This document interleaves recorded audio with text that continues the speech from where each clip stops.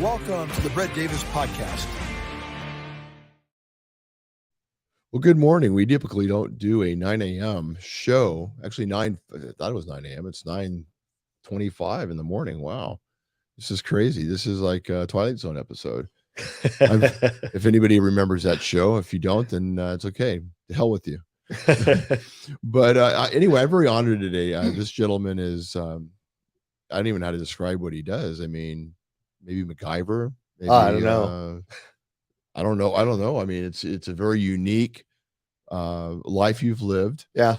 Mike Canada. Thank you. Yeah. Thank you for being here. Yeah, great. Thank you for your service in the Navy, and then I think you were also in another branch of the service too, right? Actually, I was a contractor and did some unmanned aero systems intelligent work over in Iraq and Afghanistan. So yeah, I did that for about 5 years, and then decided to come back home. Well, I mean, you've lived an interesting life. You do a lot of varieties of things. So what are you doing right now? Right now, I'm an associate professor and program chair of the unmanned aero systems at Embry-Riddle Aeronautical University in Prescott. So that's my deal.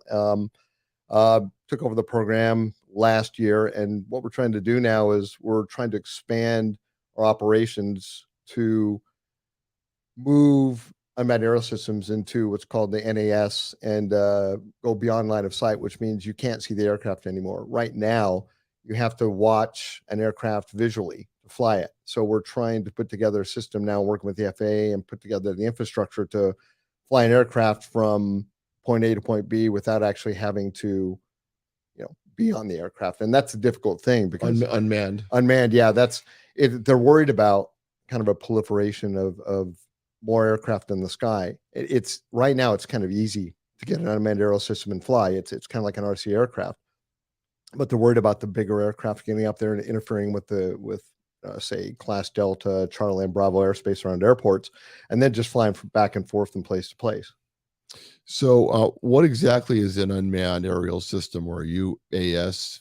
What is it composed of? Well, UAS is usually there are about three components. There's a ground control station, which is where the pilot and the rest of the ground crew sit and operate the aircraft.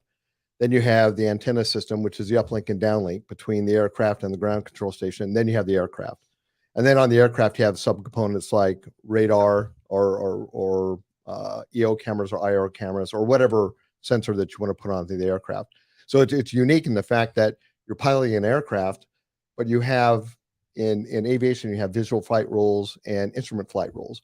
So we kind of fall into instrument flight rules because we have to watch what's going on the aircraft through a screen. So it's kind of like a video game, but you have to be able to associate yourself or orient yourself to the aircraft, and you're not flying by the seat of the pants. You're essentially flying with an autopilot and semi-autonomous system. So it's different, and in some ways it's a lot easier to control, but it does make people nervous thinking that you have planes out there that if you're flying around, usually you have visual cues. You can see another aircraft that's close to you, and you also lose your periphery. And your periphery, you get a lot of the movement from the side, so you can see what's going on.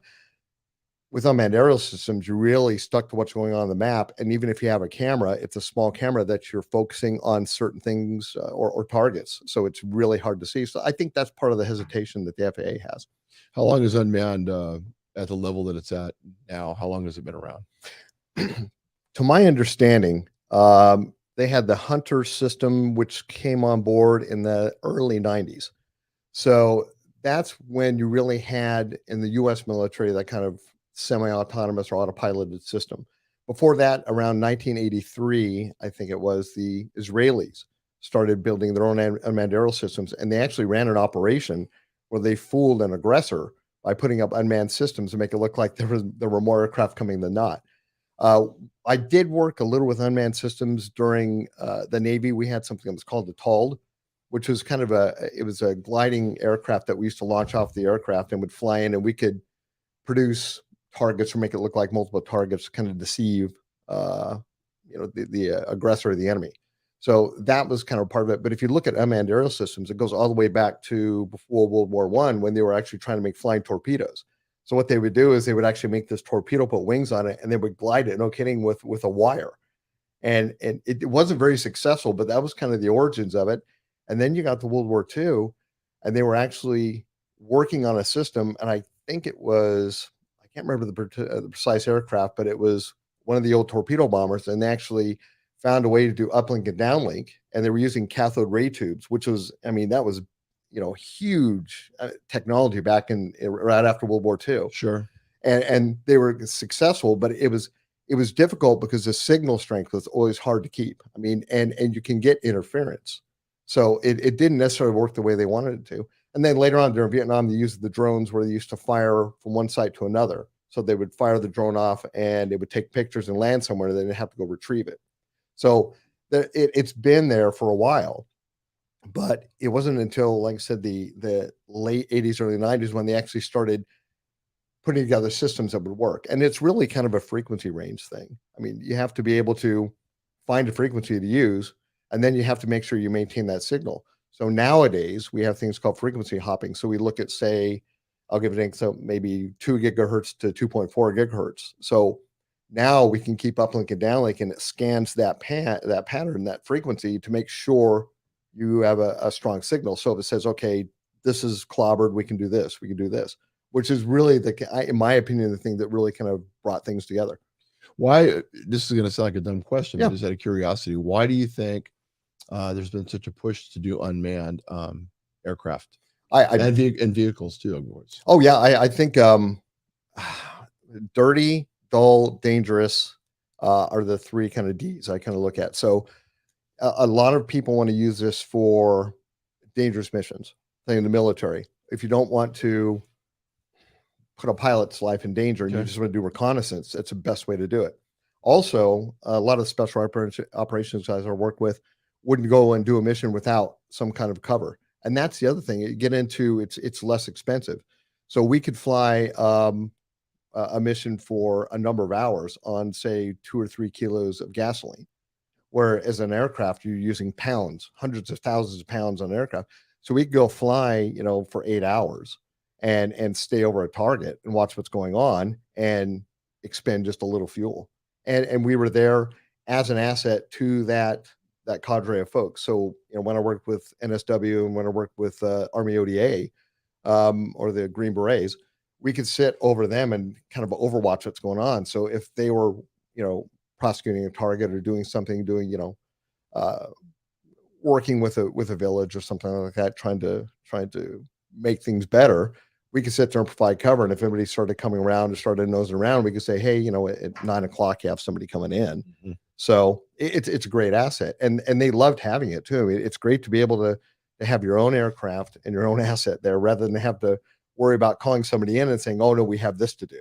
So, and it is hectic in war and things like that. I mean, you may have an asset and there may be something else that comes along that they have to peel off and do something else. So what's interesting. And then, now is it possible by doing this, it saves money, of course. Oh yeah. In a long time but also you probably could get more, probably planes in the air. Oh yeah. Yeah. A lot more. Oh yeah. Right? Because there's a shortage. Is there a shortage of pilots too? Well, I'm not sure if it's a shortage of pilots as much as it's just, it's an easy way to get it, like you said, get aircraft in the air. At one of the places that we flew a version of Unmanned aero system called Scan Eagle, and we were launching 10 to 12 aircraft every 12 hours. Wow. So we could go out there and we could cover a number of assets. So that was the big deal. I mean, they don't get tired.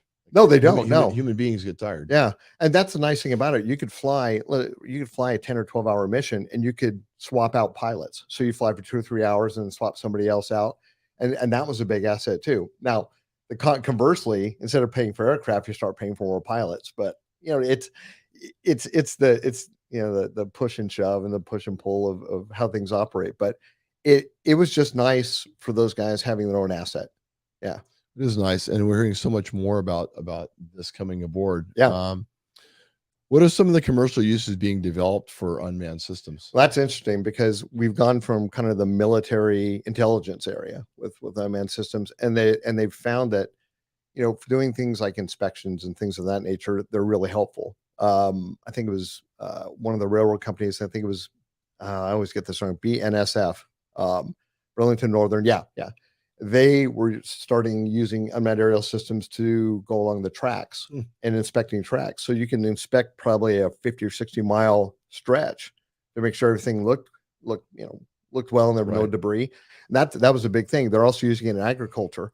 Down in Argentina, Brazil, they're using it to monitor the rainforests and also look at the new crops that they're putting up. So I think it was Archerdano Midlands are down there, and they're monitoring huge farms. And what they do is they use infrared sensors to look at the health of the plant. So if you go to the infrared spectrum, you can look at the leaves, and the more infrared energy that's being essentially sucked into the plant or being used by the plant, you can say, okay, this is healthy. And if you see more kind of green or blue, and it's less healthy, so they can now kind of spot check their crops and apply pesticides and herbicides just to those areas rather than just doing mass spraying, which saves money and also Time. time, and it's good for the environment too. You limit the number of nitrates and phosphates in the soil.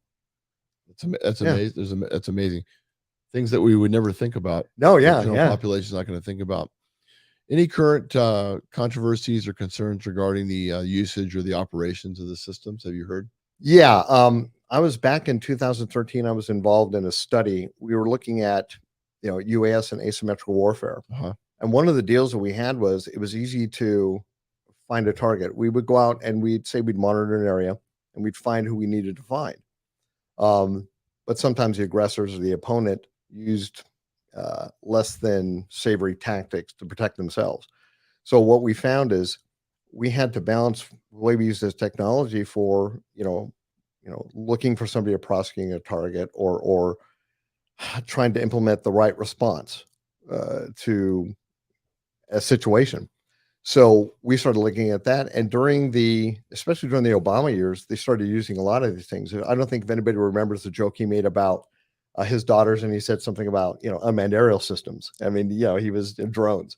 And the joke was, watch tape my daughter, so we'll have a drone flying over your head.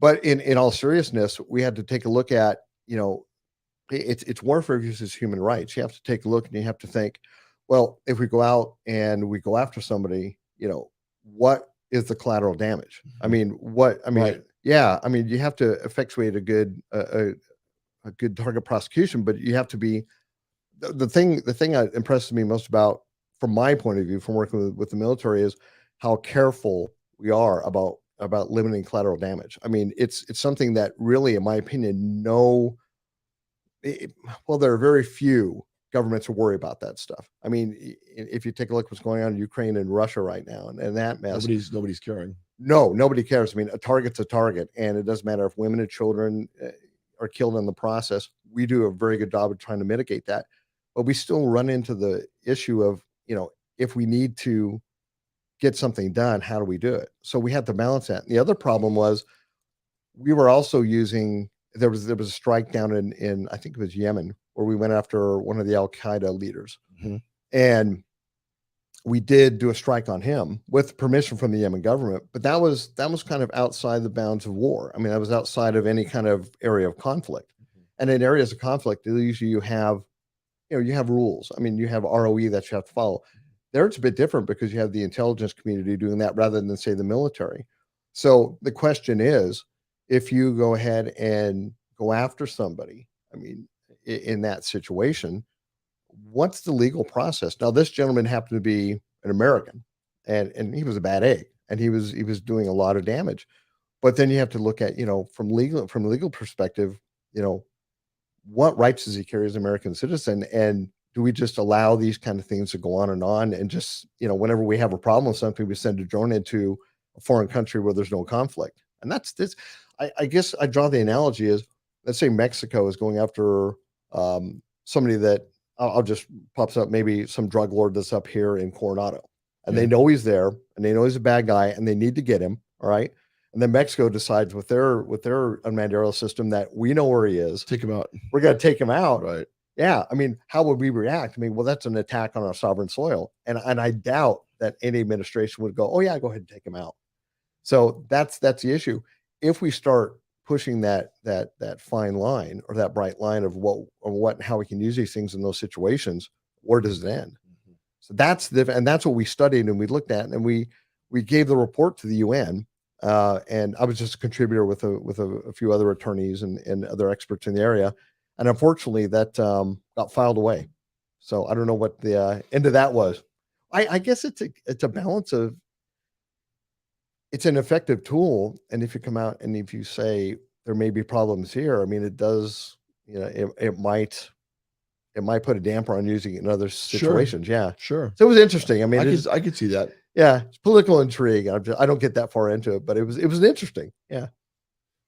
What operational experience have you had in operating the aircraft systems, Um, aircraft war systems? Mainly Iraq and Afghanistan, and we were using with the ISAF, International Security Forces, and really we were just looking for, at the time when I was over there, we were looking for Al Qaeda in Iraq, and we were also looking for elements of Al Qaeda and the Taliban in Afghanistan. So, but most of the time, we served as Overwatch. We just did intelligence work, and we took a look and we said, hey, this target might be here. Just watch to see what happens. And other times, we would actively help in a strike or something like that, just to make sure everything was taken care of. But most of the time, we really worried about, in particular, when I was down in Helmand, we worried about, when a Marine patrol will go in, because it's tough when you're trying to get a lay of the landscape. And I tell you what, the Taliban were really smart, and they knew what they were doing. I mean, they were not a pushover. They were, despite their beliefs and things of that nature, you had to respect them, and they set, they could set good traps, and it was kind of up to us sometimes to make sure that our guys didn't get ambushed. And I think that's what I liked about it most. It wasn't necessarily we were going out and find the bad guys, we were keeping our guys safe, and it was nice to be able to save. You want a Marine to come home for his birthday or for Christmas, of course, to his family. He's got a family. Yeah, I mean, that would be huge. Yeah. Was this the type of systems that were used to find bin Laden or to track bin Laden? Sort of. I mean, the bin Laden was pretty interesting, because with bin Laden, that was a lot of essentially on the ground work. I mean, it was human, where they were looking at, they actually found his courier. But when it comes in general to looking for those folks, yeah, what we used to do is, and this is kind of it's not classified or anything like that. We'd establish patterns of life. So the easiest way to kind of look at something or try to figure something out is just watching what people are doing. Mm-hmm. So we would go in and we just watch a village, and what you would look for are anomalies. I mean, you could sit over a village for 2 weeks and just watch, and really it's sometimes mind numbing. And you sit there and just watch. Yeah. There's that same goat that was there about 2 weeks ago. It's like splitting hairs. Yeah. But when something happened, when, say somebody put an antenna up, or there was a change in the number of people coming in, that's when you start going, oh, okay, maybe it's time we start watching this area a little closer. And what was interesting, there was one point where we were out in the middle of nowhere. It was down in Helmand, and we're just watching a target, and I was thinking, oh God, if I watch another chicken, I'm gonna go nuts here. And then all of a sudden, this Mercedes, AMG SUV came in. I mean, brand new. I'm like, okay, that's interesting. Like, what is this thing doing out in the middle of nowhere when everybody's driving a beat up Toyota Corolla? So that's the things we looked at. Yeah. And by the way, we love Toyota Corollas for anybody out there that's offended. I had a Celica at one time. What are there companies in San Diego, and I've heard maybe a few, but maybe you can elaborate, that are developing unmanned systems? Yeah, there's a Shield AI, which I know the gentlemen who are running the program there. One's an MIT grad, and the other's a former Navy SEAL, and they're working with smaller unmanned aerial systems for force protection. And they've also acquired another company called Martin, and they're flying a medium-sized UAS. And then you've got Northrop Grumman, who's working on the Global Hawk, and then you have General Atomics, who does the Predator, the Reaper, and they're also working on new unmanned aerial systems as well. So San Diego, funnily enough, is a kind of a center for UAS. I mean, it's very quiet. I think a lot of that came along because of General Atomics. As a matter of fact, General Atomics, I don't think ever thought that the Reaper or the Predator were going to be as successful as they were. Really? But yeah, it was at the right place at the right time. which is again, that's how a lot of this stuff falls. I mean, again, it's trying to. I think the federal government and especially the DoD, they've really got to find ways to stretch money and stretch the resources to do things, and it just was the right place, right time. Okay. What is meant by is it autonomous systems? Yeah. What levels regarding the UAS and also our UAV systems?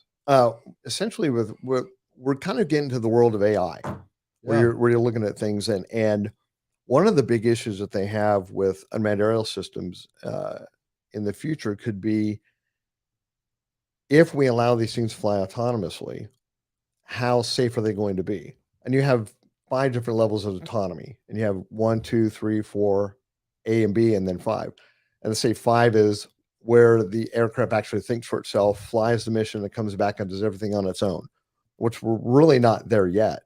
But we're kind of at level 4A, 4B right now, where we can program an aircraft and it can go do a mission, land and take off, and you can tell it where to go. And it's not necessarily making decisions on what it needs to do, but everything else is autonomous. That makes people nervous. I think I pose this question in my class all the time. If, say, one of the airline companies came out and said, we're going to give you $50 tickets round trip from New York to London, but you're going to fly on an autonomous aircraft. It's going to fly there and fly back without a pilot. Would you do it? And I think usually it's about half my students kind of go, no, I'm not going to do that. But the other half kind of goes, well, no, I can see that. And it's that level of trust. Would you trust an aircraft to fly itself by itself from one point to the other? But I think that's where we want to go. If you look at what we've done in the airline industry, where you used to have, I mean, very old aircraft, say that like some of the Russian airliners still fly with a co-pilot, a first officer, a navigator, a flight engineer, and a comm. So they have 5 guys. And that's to say they have converted aircraft like the IL-76, which used to be a military transport, but they converted them into passenger aircraft. But what you've seen is they've gone from, say, in the 70s where you had a flight engineer, a co-pilot, and a pilot. Now they're going to just a pilot and first officer. And I think some of the industry would like to see just one pilot and then an autonomous system on top of that flying, because it's expensive. Mm-hmm. But I think that, coming from my perspective, I don't necessarily, even though I'm a proponent of a UAS, I don't think I would necessarily like to see an airliner fly by itself. I'd like to have the idea of like 2 heads are better than 1, because although computers are very smart and you can program them to do a lot of things, sure, and they're pretty reliable. I have to say that. I mean, I don't think I've necessarily ever had a problem with any kind of semi-autonomous system. But if there's something that has to be reacted to quickly, I think humans are better at it. I mean, we're a little bit more chaotic when we think, but I think that it's that chaotic or that creative thinking that we have that makes us different. And it's kind of a safety net. So it's a tough thing. I mean, there's the human connection, the human component. Yeah. That's and we're talking about a machine, but I get it. Yeah. If there's anybody out there that's wants to get into this type of career, what would you suggest? Oh gosh. Well, there are 2 paths mainly right now. There are programs in the military that you can go into and you can list or become an officer and fly unmanned aerial systems. Or we have our unmanned aerial system programs that a lot of universities are putting together now. I think depending on what you want to do, if you want to get into, the military side of intelligence, I say the military is a good way to go. But if you want to look at more commercial aspects, I think, and that's kind of how things work. It's interesting that a lot of the innovation that we had for the airlines came from World War II, the bigger bombers, the bigger aircraft, longer legs to get from one place to the other. That kind of mutated over into commercial airliners. So, and that pool of people who flew those kind of migrated over into the airlines after they finished their military careers. So you've got that relationship to the military industrial complex and then into commercial areas. But with commercial areas now, there are a lot of people that want to apply this to, well, like I said, agriculture and things of that nature. I worked with one of the, I think it was one of the counties out in Chicago, and they wanted to do tax assessing, and it would cost a huge amount of money to bring a helicopter aircraft over to take pictures of the area. So I mentioned, well, you could probably do this with a smaller UAS. So they went out and did it, and they were able to fly when they wanted to fly, how they wanted to fly, take pictures of the property. And then the nice thing about it is it was a fairer portion of tax, property tax, because they were actually spending more time mapping everything out, and they could say, okay, this parcel should be taxed this parcel is running as a business, it can be taxed this way. And it just made things a lot fairer.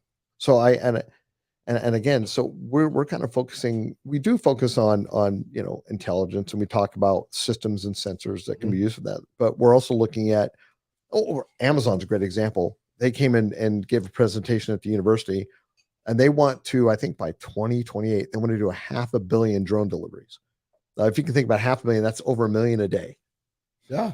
Yeah. And Amazon's a big machine. Oh, it is, but they're working hard on it. I think they're on I think it's coming, right? I think it is, as soon as the FAA is more comfortable with it. But there are companies out there like Qualcomm that are building the infrastructure. Instead of using one aircraft and one antenna, they're stacking the UAS signal on top of their 5G. So you would have UAS and then the phone, essentially the phone system kind of under that. And what they're doing is, instead of flying with one antenna, UAS just flies from 5G antenna to get where it needs to go. So there's an infrastructure being built for it already. It's just making the FAA feel comfortable with it. Sure. Well, I think it's fascinating what you do. And I think it's the now, of course, but I think we're going to see that more in the future, like you said, with a lot of the companies. I mean, you may see FedEx and Amazon both going in that direction. Yeah. I appreciate what you do, and it is cutting edge. It's interesting. A lot of things that we grew up watching have manifested. I mean, if you look back to Star Trek, and you see, I think the first probably cell phone of its type probably came from a lot of that idea. And then if you go back even further and you see Dick Tracy comic strips, they had the watch, where they were actually looking at everything. And this is like in the 30s. Yeah. So I mean, I think what you're doing now is already like that. It's really it's already advanced anyway, but it's going to become more of an everyday life thing, I think, for a lot of us. I think so. I mean, it's I was trying to explain that to Gabrielle. We were just talking about this stuff, and I was talking about Star Trek and the communicators and everything else, and she's like, Star Trek? What do you mean? It's funny. These kids these days are just growing up with this stuff. It's so ingrained in what they do. They don't even think about it. But people like you and I are kind of like, gosh, I mean, it's like, Buck Rogers to now. I mean, it's crazy. I mean, my son was looking at his Apple Watch the other day, and I'm like, he's not only telling me the time, but he's, looking at his phone calls, his messages, and he says, "Hey, Dad, we just had an earthquake." I'm like, that's nuts. I mean, it's crazy stuff. Everything is getting faster and faster. Technology and of all kinds. It seems like like lightning. Don't you think there's a difference? Oh, every year? I mean, don't you see everything speeding up more and more? Well, it's funny because I go into work every day, and I'm real when it comes to my program. When I do things in this area, I'm real stickler because I like to keep up with what's going on. I come in and I read something, I'm like, oh my goodness, I mean, this is going on now. So I've got to find a way to work into my lesson plan for my classes. I teach a class on advanced sensors. So we look at LiDAR, which is light detection and ranging. And it's essentially it's sending out a pulse, and with that pulse, you can terrain map. And it's getting better and better. So now when you look at maps online, if you notice, you can actually get the elevation of where you're looking at, and you can do 3D representations. That's coming from LiDAR. Or we have things called signature aperture. I can't say it. It was SAR radar. I always have the problem. Synthetic aperture radar. It's still early. Sorry. And what synthetic aperture radar does is you're looking at the frequency spectrum, and instead of using light or infrared to look at a target, you're using a radio signal, and you're mapping, and the representation that you get looks like a picture, but you're not looking at the visual spectrum. You're actually getting radar bounce off the ground. And what's really crazy about this is you can almost see things that are invisible. When I say that, when you walk across the street, or when you walk on the sidewalk, if I were to look at you with a infrared camera, or if I were to look at EO camera, I wouldn't be able to see where you've been. I mean, I couldn't track you with synthetic aperture radar. I'm not looking at the visual spectrum. I'm looking at other things. I'm looking at displacement. So if you walk down the street, you displace dust and pollen and things of that nature. So I can look on the ground and I can see your footprints from where you're walking. And it's crazy. So Radar. yeah. And we did that when we were out in Sandia National Labs. I studied some of it out there, and they would have us walk along some concrete out in the brush and come back and I think we had about 10 people in the class. We see every footprint and every track. So, and that's the crazy thing now with these sensors that you put on the aircraft. And one of the things I talk about in class is the fact that the vehicle is just a modem to kind of get things out there. And what's more important are the sensor packages that you're putting on these things.